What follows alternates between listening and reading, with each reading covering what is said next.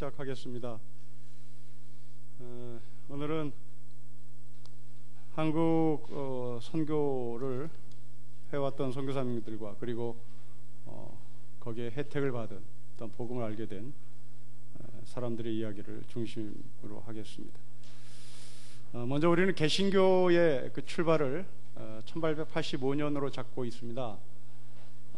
그러나 개신교 전에 100년 전, 개신교가 1885년에 들어왔다면 거기에서부터 100년 전 1785년에 캐톨릭을 또 선교의 원년으로 잡습니다.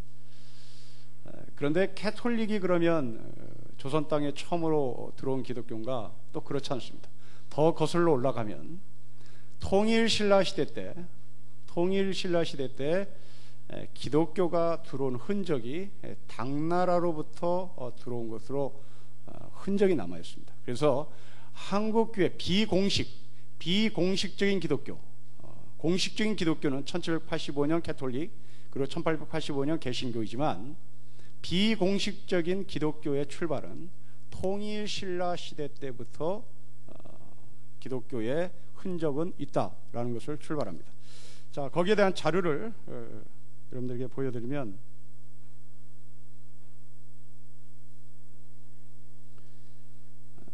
통일신라 시대 때 경교라고 하는 종교가 이 조선 땅에, 이 한반도 땅에 들어옵니다. 이 경교는 본래 기독교 이름은 네스토리우스파인데요. 그러니까 기독교에서 비주류입니다. 기독교에서 정통 라인이 아니라 약간 삐껴나간 비주류의 기독교인데 네스토리우스라고 번역을 하는데 이것을 당나라에서 한문으로 경교라고 했는데요.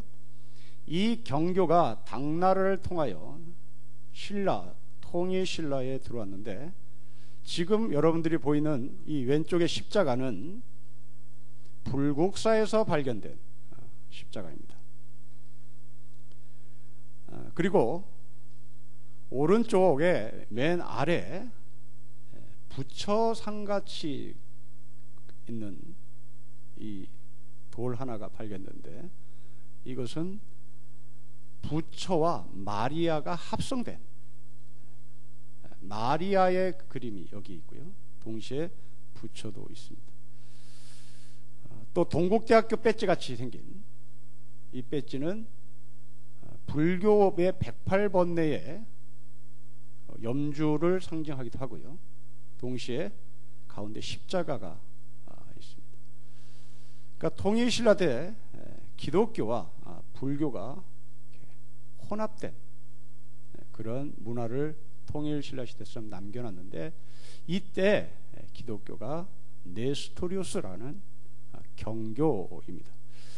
여러분들이 지금 이 그림이 실물로 보고 싶다면 아주 가까운 데 있습니다.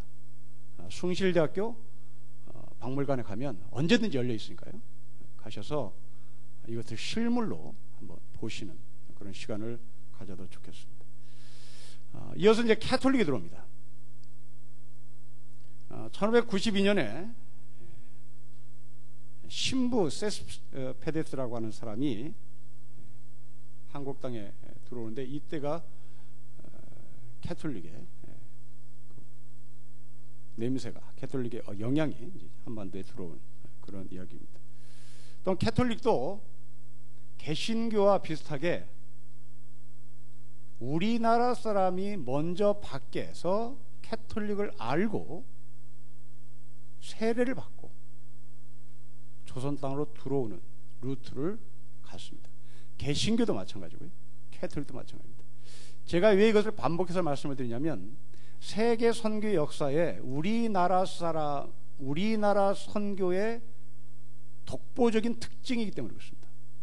그러니까 세계 선교 역사는 선교사들이 들어와서 기독교를 가르쳐주고 거기서 수용한 사람들이 모여서 교회를 세우는 것입니다. 다시 말하면 선교사들이 교회를 세우는데요. 유독 세계에서 유일하게 캐톨릭이나 개신교나 한국 기독교, 조선 기독교는 조선 사람이 먼저 세례를 받고 한국 땅에, 조선 땅에 들어오는, 이어서 선교사들이 나중에 들어오는. 그러니까 이것을 이제 여러분 머릿속에 마지막에 결론을 내릴 때 던지는 질문입니다만은, 한국 선교는 선교사들의 역사인가 한국 민족의 역사인가 라는 이 질문에 우리는 우리의 견해를 가지고 답을 할 수 있는 실력이 있어야 되겠습니다. 지금까지 우리는 선교사들이 우리나라에 복음을 전해준 선교사들의 역사로만 이해가 되는데, 우리가 다시 한번 짚고 넘어가 보면 캐톨릭이나 개신교나 외부에서, 중국 땅에서 예수 그리스도를 믿고 조선에 들어오는, 그리고 선교사들은 옆에서 서포트해주는, 그러니까 주 선교의 헤게모니를 누가 주고 있었냐면 우리나라는 우리나라 사람이 들고 있는 것이 특징입니다. 그러니까 이것을 이제 주류 신학자들은 얘기를 안 하죠. 주류 신학자들은 선교사들이 이 땅에 복음을 전했다에만 부각을 시킵니다. 물론 선교사들이 복음을 100% 안 전했다가 아니라 선교사들이 복음을 전한 건 사실인데, 우리 민족이 스스로 복음을 외국에서 받아들였다는 것은 세계 선교 역사에서 전무후무한 아주 독특한 민족이라는 것을 말씀을 드리고 싶은 겁니다. 근데 캐톨릭이 우리 알다시피 조선 정부와 서로 갈등을 일으키고, 그리고 캐톨릭은 굉장히 핍박을 받죠. 이제 그 핍박 가운데 황사형 백서 사건이라고 하는 것이 이 캐톨릭이 대단히 나쁜 종교로 조선에게 인식이 되는데요. 이 황사형 백서 사건은 비단, 하얀 비단 옷감에 조선에서 캐톨릭 교도들이 얼만큼 핍박을 받고 있는지, 그리고 지금 이 조선은 어떠한 상태인지, 이런 것들을 자세히 기록을 해서 북경에 있는 북경의 주교에게 몰래 보내는 편지였습니다. 그런데 관군한테 검문에 잡혀요. 그래서 이 황사형 백서가 북경에 있는 주교한테 가기도 전에 들통이 나는 바람에 무자비하게 캐톨릭 교도들이 핍박을 당하고 죽습니다. 이 황사형 백서 사건은 어떤 내용이 있냐면 이런 게 있습니다. 제가 그대로 읽어보면, 위로는 출중한 임금이 없고 아래로는 어린 신하가 없어. 이것이 이제 조선의 상황이죠. 만일 할 수만 있다면 전함 수백 척과 정병 5만에서 6만을 내어 대포 등 강력한 무기를 다량으로 싣고, 또한 글자라고 조리 있는 중국 선비 서너 명과 함께 이 나라 해변에 당도 임금에게 상소하기를 우리는 서양에 선교하는 배요 사람의 재물로 인해 온 것이 아닙니다 라는 것을 얘기하라는 거예요. 북경에 있는 주교에게. 이 조선에 캐톨릭을 전하는데 지금 굉장히 핍박을 받고 있는데, 이 조선은 엉망진창이다. 아주 그러니까 내리깔았죠, 이 황사형이라는 사람이. 그래서 지금 위로는 출정한 임금이 없고 아래는 어린 신하가 없으니까 훅 날아간다 이거. 그래서 군인 한 5만에서 6만만 보내주면 이건 그냥 끝난다. 이런 편지니, 이 편지를 본 조선의 정부는 이건 난리가 난 거죠. 이건 스파이죠. 그래서 종교가 아니라 이건 스파이다 라는 명목으로 이 사건을 계기로 무자비하게 죽습니다. 이것이 그 유명한 캐톨릭의 사건입니다. 이때가 언제냐면 1811년의 이야기입니다. 그래서 교황의 명을 받들어 이 지역의 영혼을 구원하라는 것입니다. 만일 천주의 사자를 받아들이지 않는다면 마땅히 주가 내리는 벌을 받들어 행할 것인지 우리는 죽어도 발길을 들지 않을 것입니다. 이것을 북경의 주교한테 보내줘서 북경의 주교가 이 내용을 그대로 들고 조선에 와서 겁을 주라는 얘기죠. 근데 이 황사형 이 사람은 캐톨릭 신자입니다.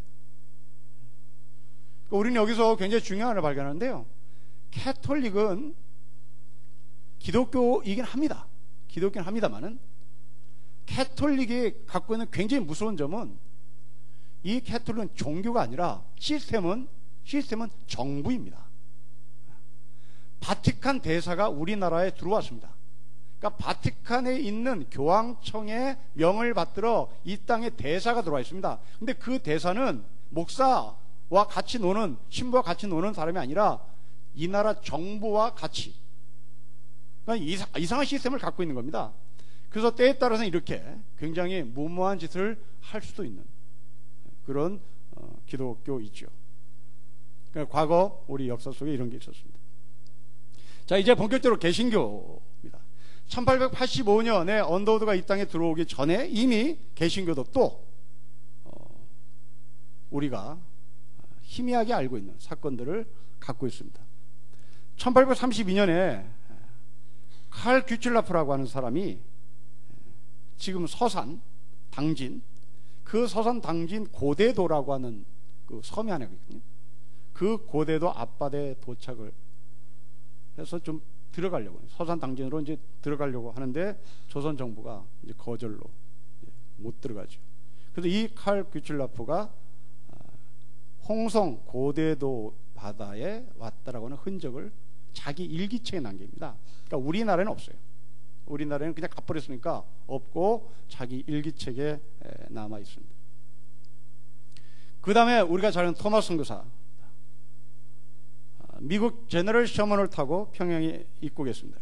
근데 이 제너럴 셔먼은 굉장히 무서운 무장을 한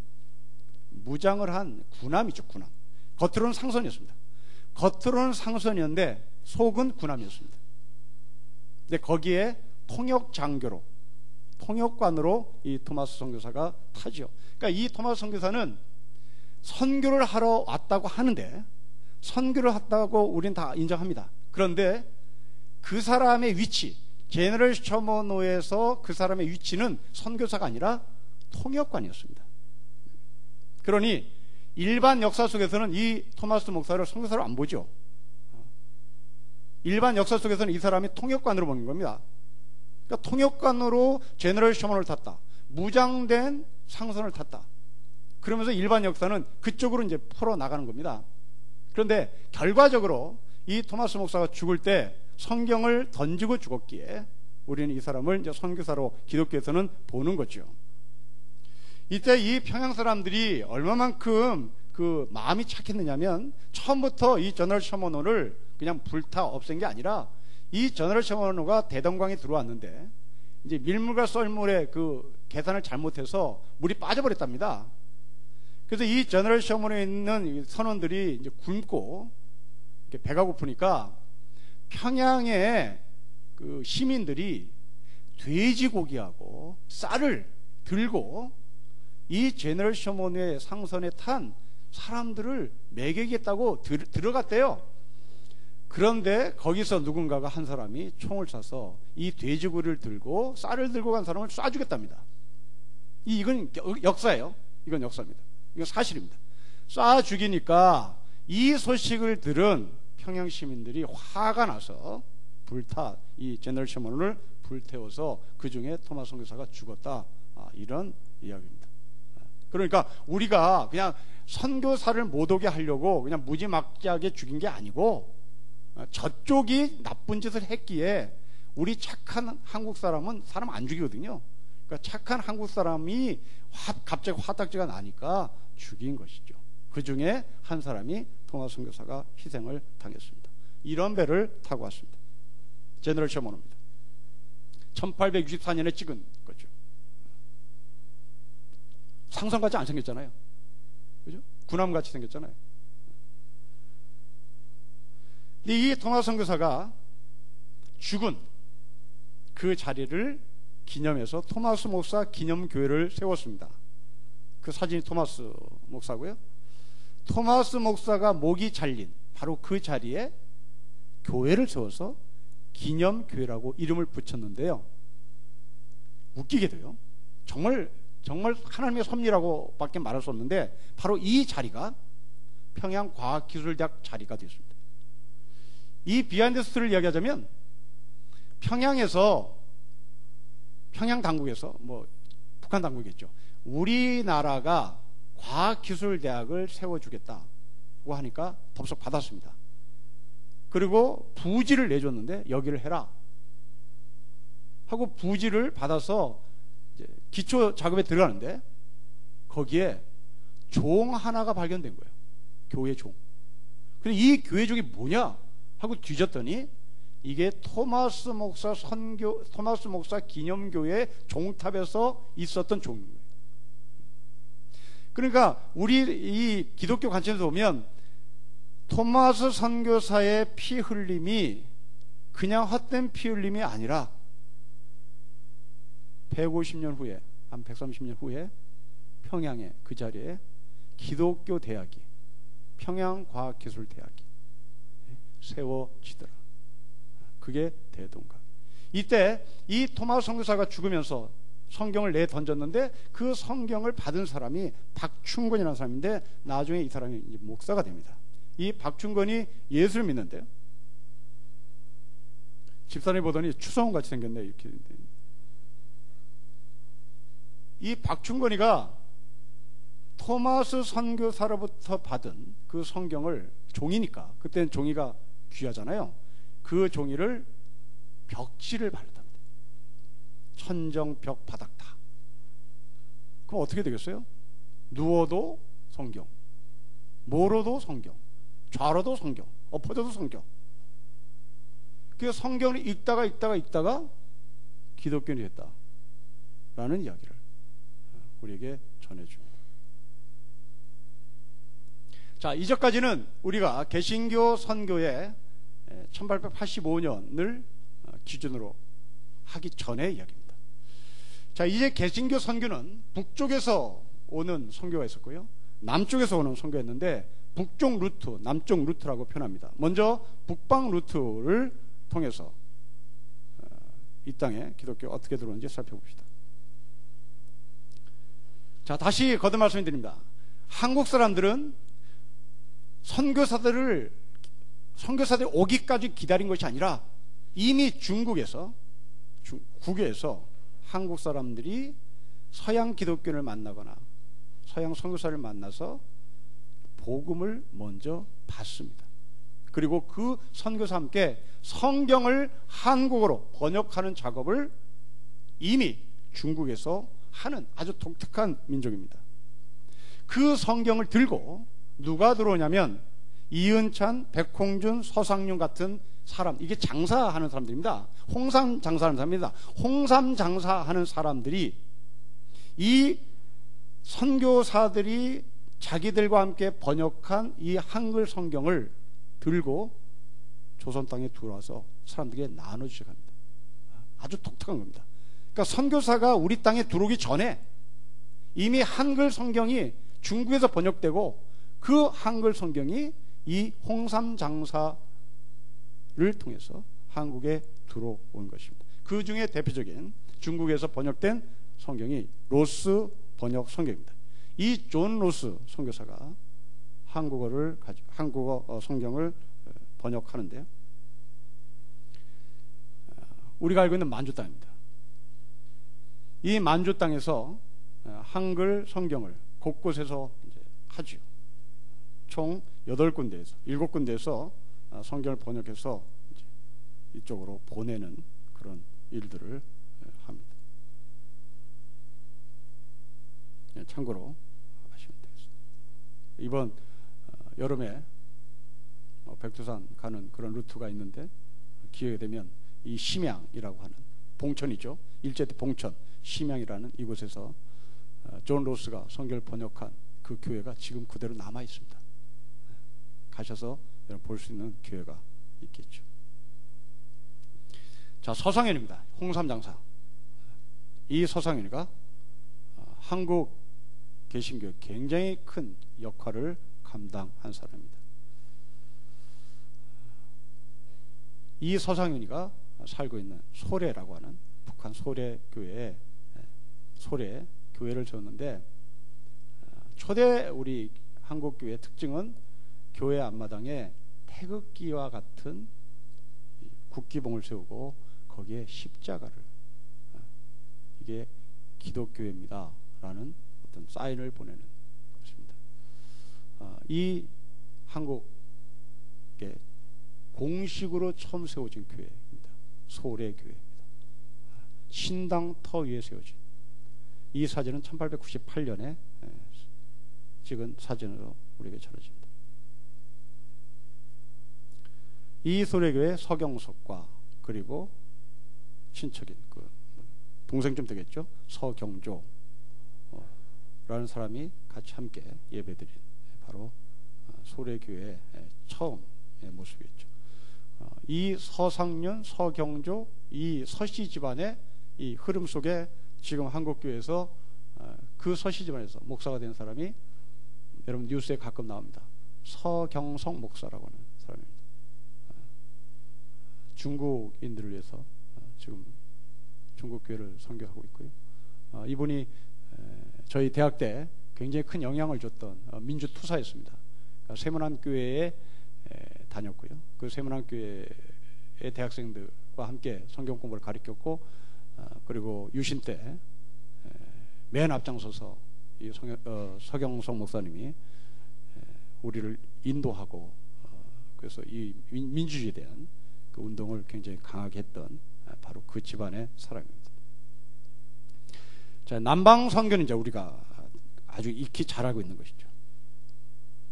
자, 남방 선교는 1885년에 언더우드가 이 땅에 들어온 것으로 우리가 알고 있습니다. 그런데 이 1885년에 언더우드가 들어오기 전에 일본에서 잠깐 체류합니다. 그러니까 곧바로 샌프란시스코에서 배를 타고 부산에 들어온 게 아니라 일본에서 한국말을 배웁니다. 이 언더우드가. 그때 이수정을 만나는데, 이 이수정을 만나서 이수정이 세례를 받고 한국말로 또 이 마가복음을 번역을 하기 시작합니다. 그 번역본을 언더우드와 아펜젤과 스크랜튼이 한국 들어올 때 들고 들어옵니다. 아주 독특한, 그러니까 계속 제가 반복하지만 한국 민족의 아주 독특성입니다. 선교사들이 이곳에 와서 고군분투하면서 성경을 번역한 게 아니라 이미 성경 번역한 것을 들고 들어오는, 북방에서도 그렇고 남방에서도 그렇고 그리고 캐톨릭도 그렇고 아주 독특한 그런 민족이라는 것을 우리가 봅니다. 이게 이수정이라는 사람입니다. 이수정이 번역한 마가복음 지금 남아 있습니다.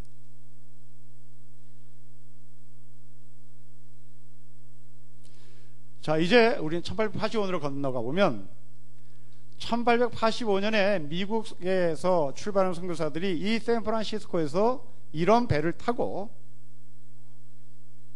온 거죠. 이건 1907년 사진인데, 그러니까 한 20년 뭐 차이 안, 그러니까 거의 그 시대입니다. 이 사진 샌프란시스코에서 출발한 배거든요. 이제 이 일본 쪽으로 출발하는 이런 배를 타고 언더우드가, 여기 이제 언더우드의 사진입니다. 언더우드가 이 배를 타고 이제 일본을 거쳐서 부산을 거쳐서 이제 저기 제물포를 거쳐서 이제 서울로 들어오는 그런 길을 합니다. 예나 지금이나 수많은 환송객들이 잘 갈지 못 갈지 염려 속에서 이렇게 배웅을 합니다. 자, 이게 제물포항 1904년의 사진입니다. 아마도 언더우드는 이런 모습 속에서 배에서 내렸을 것이다 추측하죠.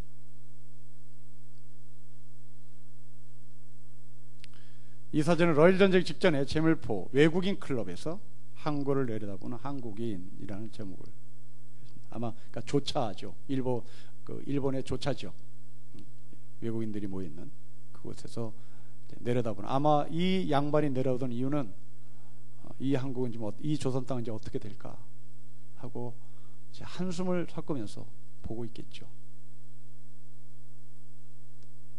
1904년에 인천항입니다. 그러니까 이때 개신교가 이제 들어온 거예요. 이런 분위기 속에서 좀 번듯하죠. 아마도 이것은 한국 사람이 사는 집이 아니고 일본 사람들이 사는 집이 아닌가 그런 생각이 듭니다. 자, 그래서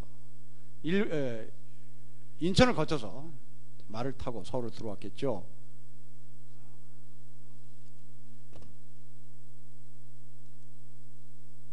이게 언더우드 사택입니다. 무지 좋죠.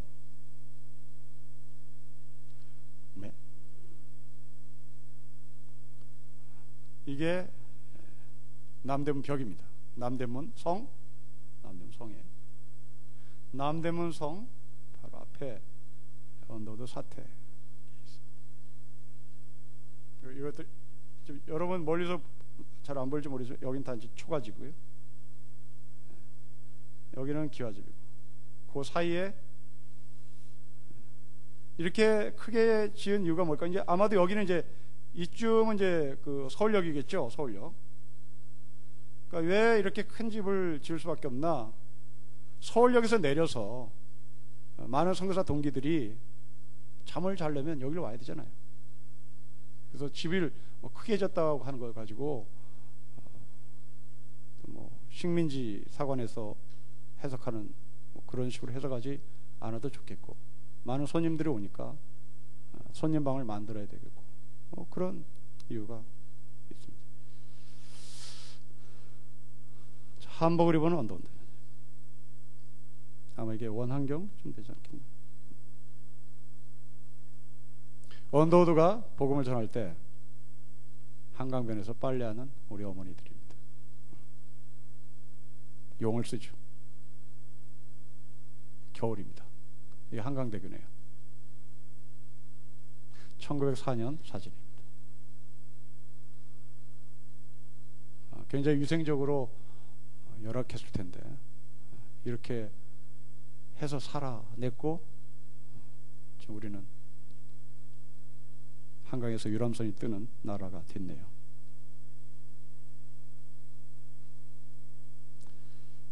또 세브란스 병원, 이 세브란스 병원은 지금 신촌의 세브란스가 아니라 서울역 앞에 세브란스 빌딩 있죠? 그 큰 빌딩, 그 빌딩 자리입니다. 거기가 세브란스 병원이 있고요. 그 옆에 에베슨 의사 사택이 있었습니다. 1905년 사진입니다. 감리교 대표적인 선교사 아펜젤라. 이런 애들을 보고 우리 조선의 사람들은 저게 사람인지 인형인지 했겠네. 그러니까 이걸로 기가 팍 죽었을 것 같아요.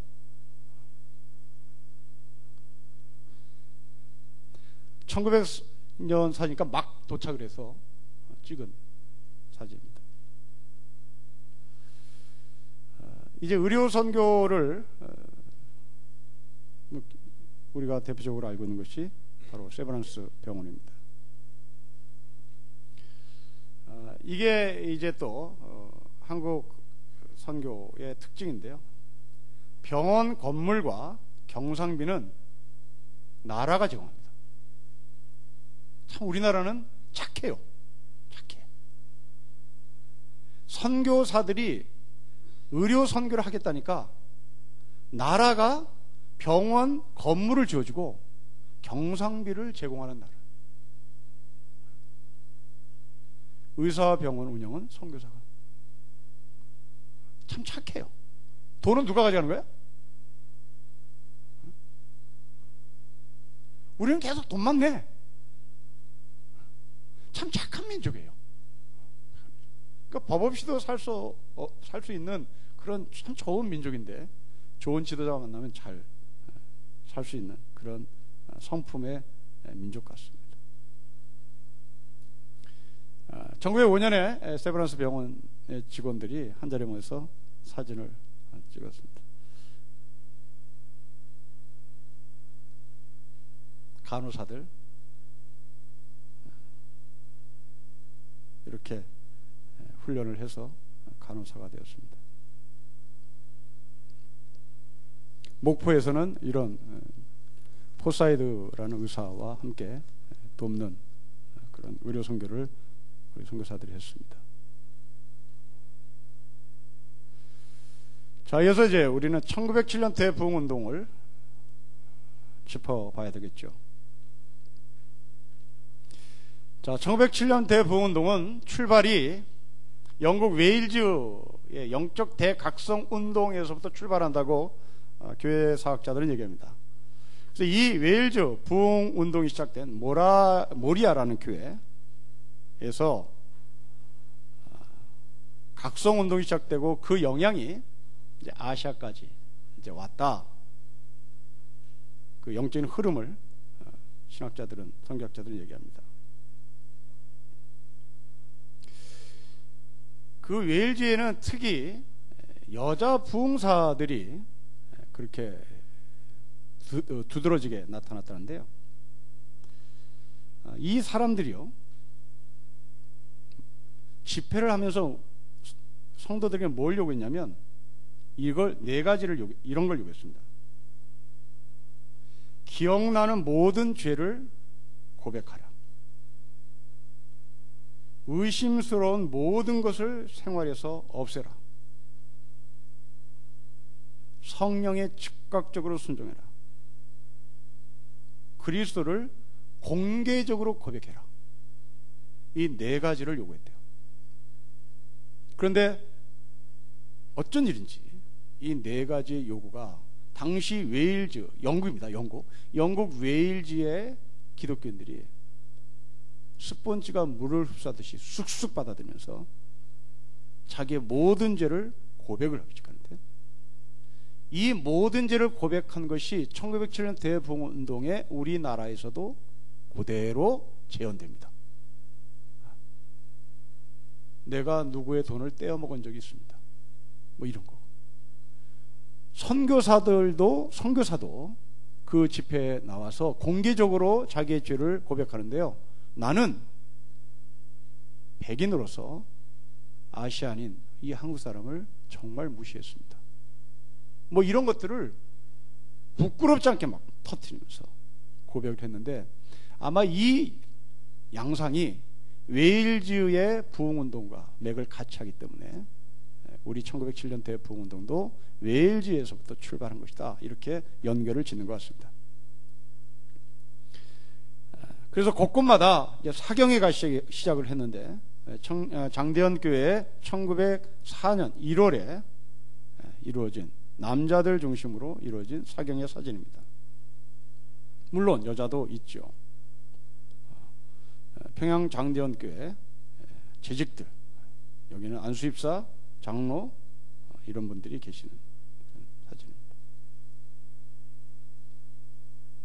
이 가운데 있는 선교사는 무어 선교사, 무어라는 이름을 가진 선교사입니다. 자, 평양 장대현 교회에서 열린 사경회 프로그램을 한번 좀 봅시다. 저는 이것이 낯설지가 않습니다. 초등학교 때 늘 이랬으니까요. 일주일 내내 사경회를 했습니다. 대개 수요일부터 시작을 하는데, 자 보십시오. 선교사가 참여합니다. 매일 정오 기도회를 시작해서 참가자 700명에서 240명, 남자가 700, 여자 240명이다. 2일부터 15일까지 한다. 그러니까 2주 한 거죠. 2주. 저는 일주를 경험했습니다. 그러니까 우리 선배들은 2주를 경험했는데, 자, 설교 내용을 좀 읽어보면, 길선주 목사님 설교, 마음의 문을 열고 성신을 영접해라. 이상한 귀빈, 괴상한 주인. 지옥을 취하랴, 천당을 취하랴. 성령 앞에 숨을 자는 없다. 이신칭의. 무궁안식 세계. 그리고 외국 선교사 블레어가 또 설교를 하나 맡고요.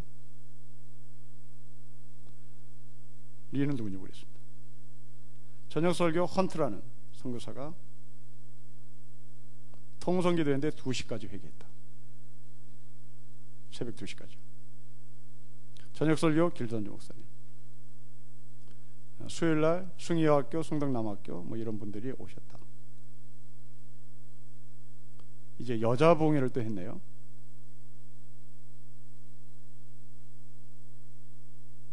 17일부터 19일 2박 3일. 아마 밥해야 되는 분들이라서 3일만 하고 가시는 것 같습니다. 밧줄 설교를 한 직후에 찍은 사진입니다. 밧줄 설교를 하고 나서 찍은 사진인데, 밧줄 설교의 내용이 뭔지 모르겠습니다. 밧줄 설교.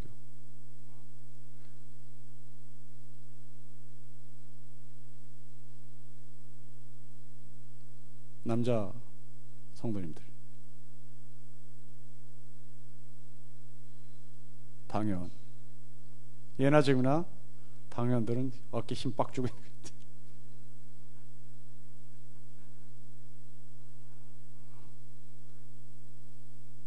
여러분, 이분들 때문에 한국교회가 부흥했죠.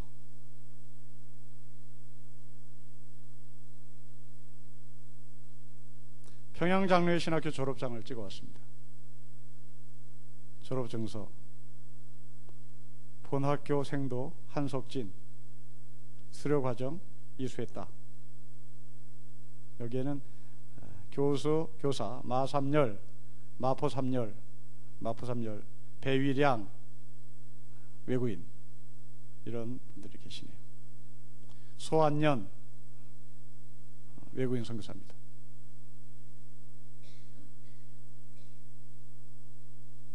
자, 이분을 주목해야 하는데, 평양 대부흥운동의 견인차 역할을 했던 목사 가정입니다. 캐나다 분인데요. 원래는 평신도 선교사로 조선 땅에 들어왔습니다. 의대생입니다. 의사입니다. 그러다가 목사가 됐는데, 이분이 왜 주목을 했냐면 1907년 대부흥운동의 견인차 역할을 하신 분이고요. 그리고요, 두 번째로 이 가정에 정말 고난, 고통스러운 이야기가 있기 때문에 그렇습니다. 이 하디는 굉장히 성격이 차가웠답니다. 아주 쌀쌀맞고 차가운 성격, 아주 그 공가사가 뚜렷한 분이었는데, 첫 딸을 1893년 8월 9일 날 낳았는데요. 딸이 1893년 8월 9일 날 태어났는데 그 다음 날 죽습니다. 첫 딸이요. 그래서 7명의 딸과 아들 하나를 낳는데, 이제 둘은 죽고 이제 아들하고 딸 다섯은 사했습니다. 그리고 이 사람들의 그 묘지는 지금 양화진에 있습니다. 자, 이 무어라는 사람도 좀 기억을 해둘 필요가 있는데, 승동교회에서 목회를 하신 분입니다. 당시 이 사진은 이분이 폐결핵을 앓고 있어서 지금 근심 어린 모습으로 사진을 찍었다, 그렇게 설명이 붙어 있습니다. 이 승동교회가 위치한 곳은 종로 조계사 절이죠. 조계사 절 근처에 곤당골이라는, 조선시대는 곤당골이라고 불렀는데, 여기는 주로 누가 산 동네냐면 백정들이 살아 있는 동네입니다. 근데 이분이 선교사들이 한국말을 하는데 이분만큼 민중 언어를 잘 쓰는 사람은 없었다 그래요. 그러니까 다시 말하면 시장에서 아주 쌍욕을 하는 말들은 이 사람이 정확히 했답니다. 그러니까 뭐 그럴듯한 어떤 양반의 단어는 이 사람이 잘 못했는데, 이 백정들이 쓰는 단어들, 그러니까 가장 밑바닥의 언어들을 가장 잘 썼다 그래요. 그러니 이 사람이 복음을 전하는데 정확하겠죠. 애매모호하게 말하지 않고 그냥 가장 저급한 단어로 쓰니까 이해도 아주 빠르고. 그런데 이 사람도 결국에는 장티푸스로 세상을 떠나죠.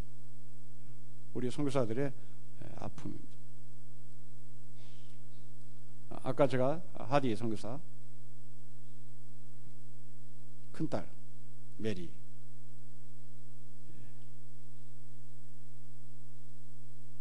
여기 있네요. 여기 1863년 9일 10일 여기 Her sister Mary, 그녀의 자매 메리, 8월 9일 10일 날 죽었네요. 9일 날 태어나서 10일 날 죽었어요. 양화진 외국인 묘지에 있습니다. 지금도 있는 연동교회입니다. 종로오가의 연동교회.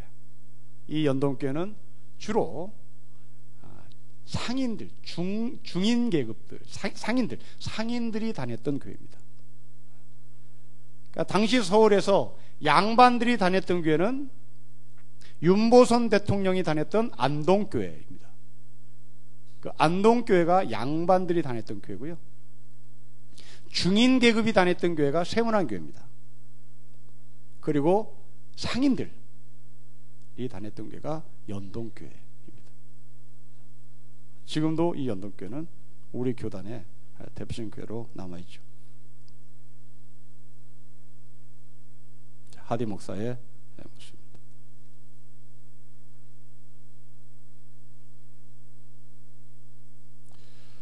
제주도에 파송된 이기풍 목사, 우리나라에서 우리나라 사람으로 제주도에 처음으로 파송된 선교사.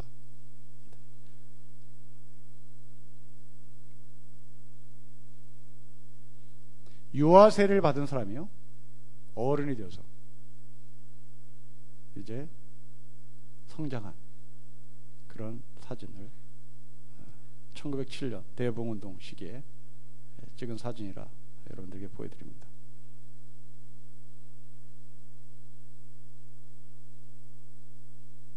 이런 열심이 있었습니다. 100마일을 걸었으면 100마일이면 130km를 걸은 거거든요. 130km를 걸어서 사경에 참석하겠다고 걸어오신 분들입니다. 여성도 마찬가지입니다. 160km네. 160km를 걸어서.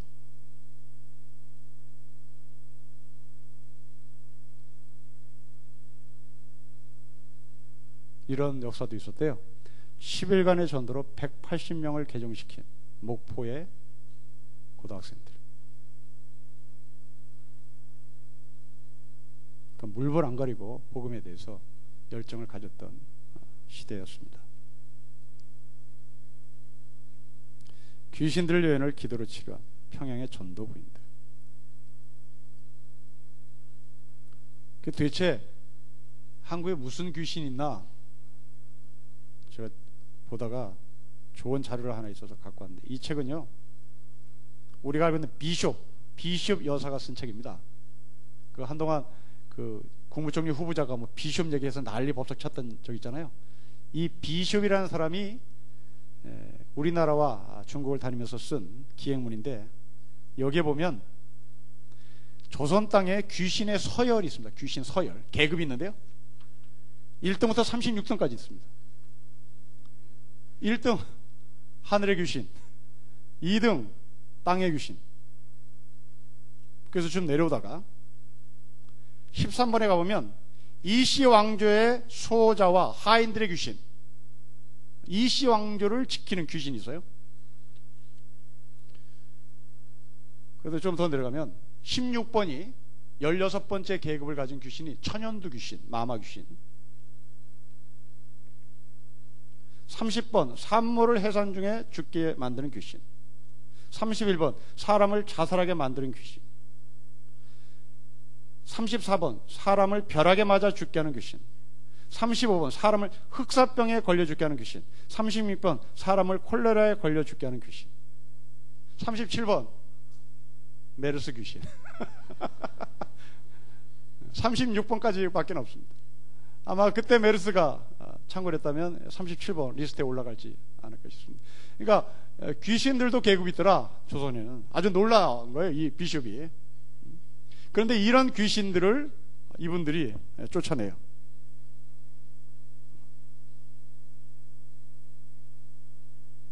자, 이제 학교 교육은 어떻게 이루어지는지 봅시다.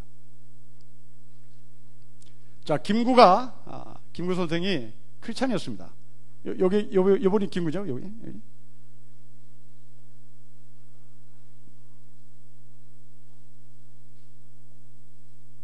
뭐 김일성도 뭐 기독교인이었다고 그러잖아요.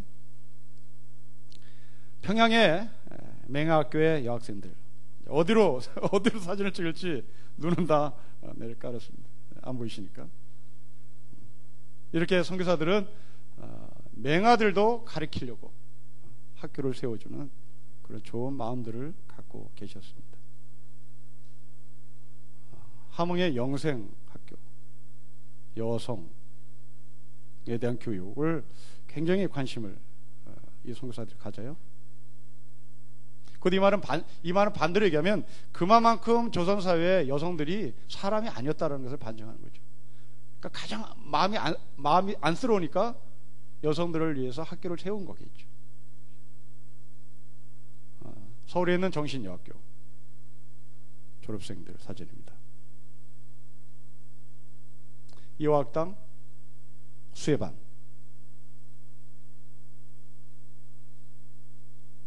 수학시간,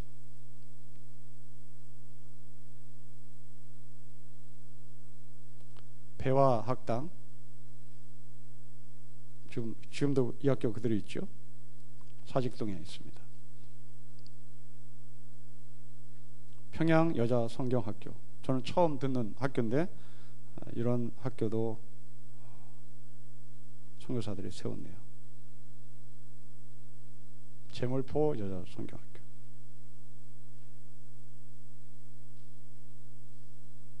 한국 사람은 외우는 데는 뭐 도 같은 사람들이니까. 성경 암송 소녀들,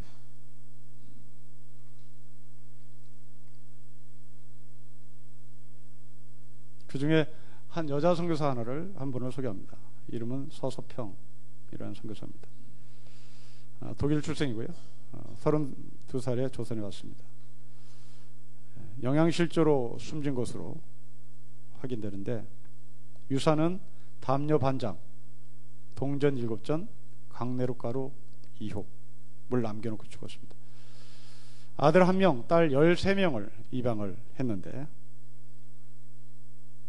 아들은 이름이 요셉인데 이 요셉이라는 아들은 워낙 말썽쟁이고 속을 아프게 했던 아들인데 죽을 때, 이 서서평 선교사가 죽을 때 그렇게 보고 싶다 했는데 못 보고 세상을 떠났는데요. 이 요셉은 지금 어디 가 있는지 행방불명, 찾지를 못한답니다.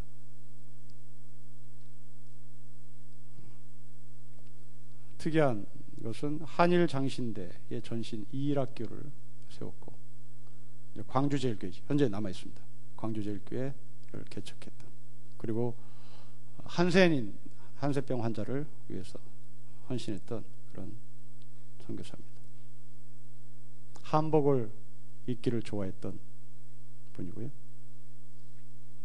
그토록 보고 싶은 요셉, 어디 가서 어떻게 살았는지, 세상을 떠났는지 모르는, 아주 굉장히 보고 싶었다고 그래요.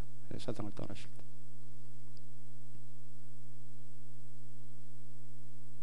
지금 광주 호남신학대학교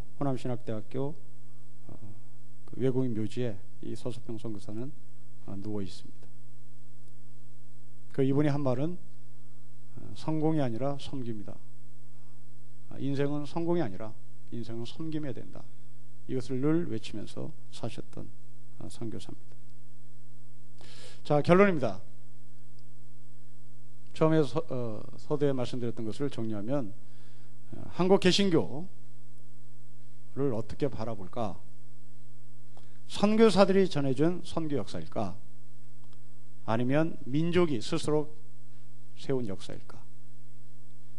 여기에 우리는 선교사들에게 전적으로 한국교회의 선교 역사가 이루어졌다라고 말할 수가 없고, 우리 민족이 굉장히 깨어있는 민족이라는 것을 제가 여러분에게 말씀드리고, 또 우리는 그런 자긍심을 가졌으면 좋겠습니다. 두 번째, 선교 자세는 우리 모두 쭉 훑어봤습니다마는 이 땅에 들어온 선교사는 공격적인 선교를 하지 않았습니다. 다 섬기는, 특히 약자들에 대한 관심이 굉장히 많았고, 그래서 여성들에 대한 인권과 교육이 높아진 사실이죠. 특히 맹아를 위해서, 그 맹아 여성들을 위해서 학교를 세우는 것은 굉장히 앞서가는 그런 사고였죠. 그리고 섬기는 삶을 우리에게 실제 보여줬습니다. 이제 5주 끝나고 우리가 선교 현장에 나가고자 하는 마음이 있다면 우리는 바로 이 두 가지 중에서 섬기는 선교로 우리의 생각을 고쳐야 될 것입니다. 이상으로 우리 4강을 마치도록 하겠습니다. 기도하겠습니다. 하나님 아버지, 1885년에 개신교 선교의 시작이 지금까지 하나님의 은총 가운데 오게 하셔서 감사합니다. 사진을 바라보며 이 땅에 피 흘리고 땀을 흘리고 또 이 땅에 열정을 쏟아부었던 우리 믿음의 선배들, 그중에 선교사들도 계시고 우리 믿음의 또한 선배들도 계십니다. 이 모든 분들이 이 땅을 사랑했기에 이 땅에 한국교회가 세워졌고 또한 이 땅에 한국교회가 부흥한 줄 고백합니다. 안타깝게도 그럼에도 불구하고 우리는 이제 옛것을 잃어버리고 가진 자의 자리에, 주류의 자리에, 공격적인 자리에, 그리고 섬기는 자리가 아니라 섬김을 받는 자리에 올라가 있는 모습을 보며 다시 한번 이 선교사들과 믿음의 선배들의 신앙을 본받고 싶습니다. 주님, 우리의 마음을 움직이셔서 정말 섬기는 선교와 섬기는 신앙생활을 감당할 수 있도록 축복하여 주십시오. 주 예수 그리스도의 이름으로 기도합니다. 아멘.